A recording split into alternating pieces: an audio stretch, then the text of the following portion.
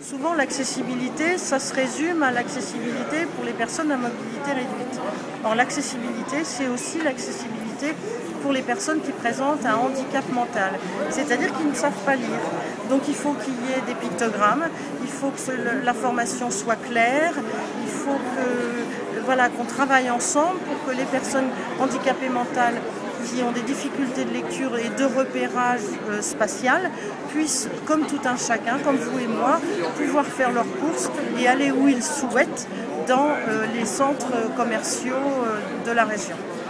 Qu'est-ce qu'il en est par exemple en centre-ville de Rouen? C'est plus compliqué pour les personnes C'est handicapées? plus compliqué parce que le centre-ville, je pense, commence à être bien équipé en matière d'accessibilité pour les personnes à mobilité réduite. Mais je dirais rendre accessible toute une grande ville comme ça pour des personnes handicapées mentales, c'est plus difficile.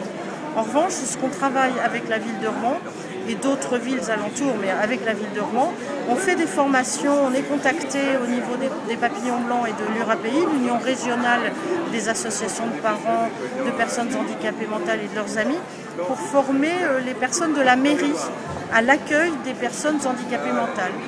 Une personne handicapée mentale, c'est une personne comme une autre, mais il faut connaître certaines composantes de ses réactions et de son comportement pour être sûr qu'elle se sente en sécurité, pour être sûr et s'assurer qu'elle comprenne.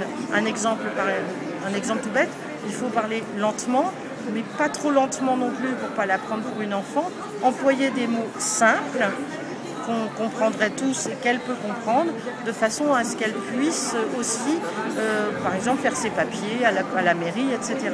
Mais la mairie est impliquée dans ce dispositif.